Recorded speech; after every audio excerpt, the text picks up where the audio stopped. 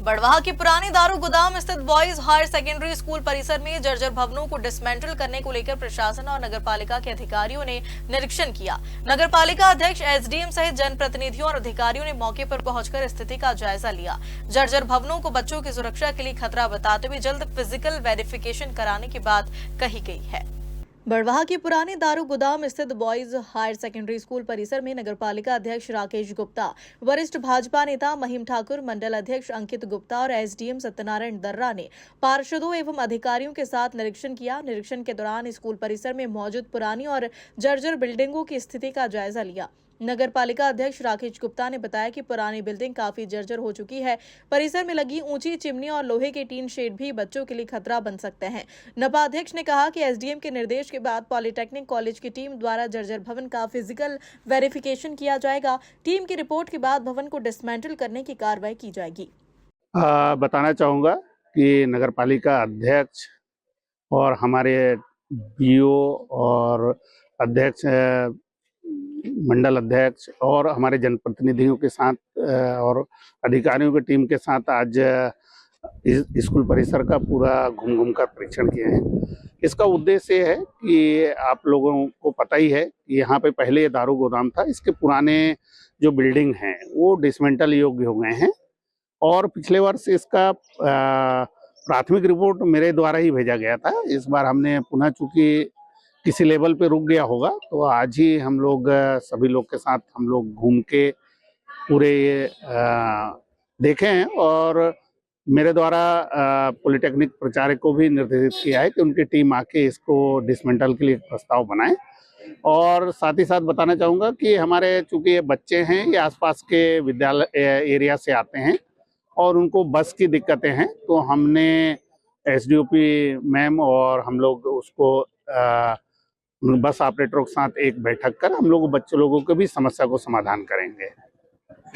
बच्चों को फ्री किया जाएगा बस किराया या फिर कम किया जाएगा? नहीं, इसमें फ्री का प्रावधान नहीं है। इसमें बच्चों का एक कंसेशन जो होता है वो, चूंकि ये प्राइवेट ऑपरेटर्स हैं, बस ऑपरेटर्स, तो हम उनसे चर्चा करके हम उसको जो बेस्ट होगा बच्चों का मिनिमम जो भी किराया वो होगा हम लोग उसको तय करेंगे। निर्माण नहीं, अभी उसका प्रयोजन नहीं है फिलहाल, चूंकि ये कभी भी गिर सकती है ऐसा लग रहा है। लिहाजा पहले सुरक्षा की दृष्टि से इसको साफ करें, उसके उपरांत हम सभी लोग जो भी तय होगा उसके अनुसार उसमें आगे काम करेंगे। पुराना भवन है, एक वजह ये है, और दूसरा क्या कारण है इसको डिसमेंटल करने के लिए?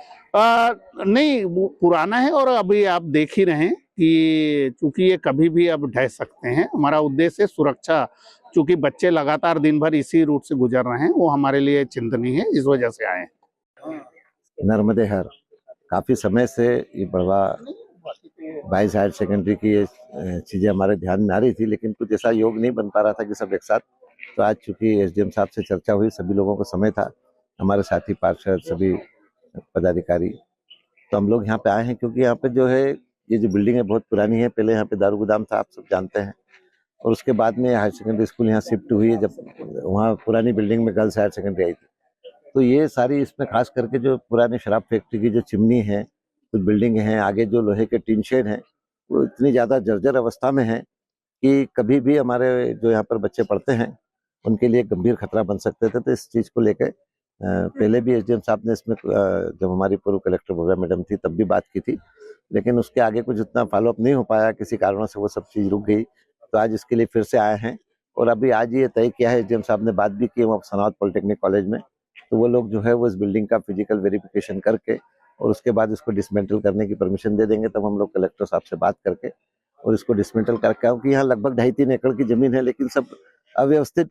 कंस्ट्रक्शन के कारण एंगेज पड़ी हुई है। तो बच्चों के लिए अच्छा खेलने का ग्राउंड भी बन जाएगा और खास करके जब ये जर्जर बिल्डिंग यहाँ से हट जाएगी तो एक खतरा टल जाएगा जो कभी भी बच्चों के जीवन पे भारी पड़ सकता है। तो इसके लिए अब जो है वो आगे तुरंत त्वरित कार्रवाई करके और इसको जल्दी से जल्दी ठीक कराने का हम सब लोग प्रयास करेंगे। साथ ही जो है मैं इस विषय में हम शिक्षा अधिकारियों से भी बात करेंगे, क्योंकि जिस तरह से यहाँ पर आवश्यकता है उस तरह से यहाँ पे बिल्डिंग नहीं, जो यहाँ पर एक बिल्डिंग बनी है वो भी अव्यवस्थित है, बहुत छोटे छोटे कमरे हैं। तो एक बार इसका पूरा, क्योंकि बड़वा शहर के अधिकांश जो बच्चे जो प्राइवेट स्कूलों में या बड़े स्कूलों में नहीं जा पाते, वो हमारे शासकीय स्कूलों में पढ़ के, क्योंकि हम सब लोग भी सरकारी स्कूलों में पढ़ के आगे आए हैं, इसलिए इसके प्रति चिंता बहुत स्वाभाविक है और हम चाहते हैं कि हमारा शिक्षा विभाग भी इस पर ध्यान देके और बच्चों के लिए अच्छी व्यवस्था करा दे, क्योंकि यहाँ पे बड़ी स्ट्रेंथ है और उत्कृष्ट विद्यालय का भी दर्जा प्राप्त है। तो उस हिसाब से यहाँ पे व्यवस्था होना बहुत जरूरी है। और जो कुछ छोटी मोटी रिपेयरिंग है, जैसे बिल्डिंग के शीशे वगैरह टूटे हुए हैं, तो हम जो नगर पालिका में शाला उपकर आता है उससे इसका एस्टिमेट वगैरह बनवा के इसको हम कराएंगे, लेकिन शिक्षा विभाग से इस पर एक बड़े सहयोग की आवश्यकता है।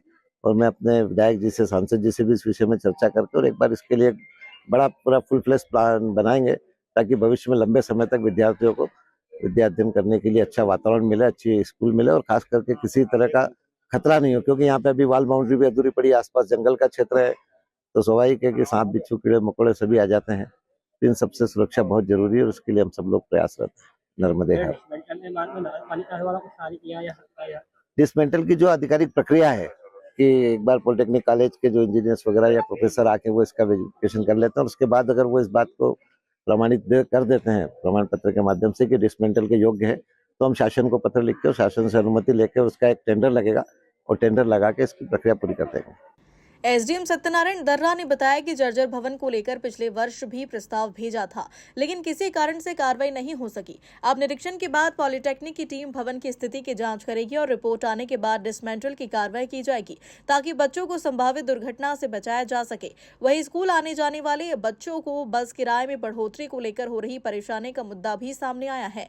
एसडीओपी अर्चना रावत ने बताया कि बस संचालकों से चर्चा की गई है और उन्होंने बच्चों से न्यूनतम किराया लेने का आश्वासन दिया है।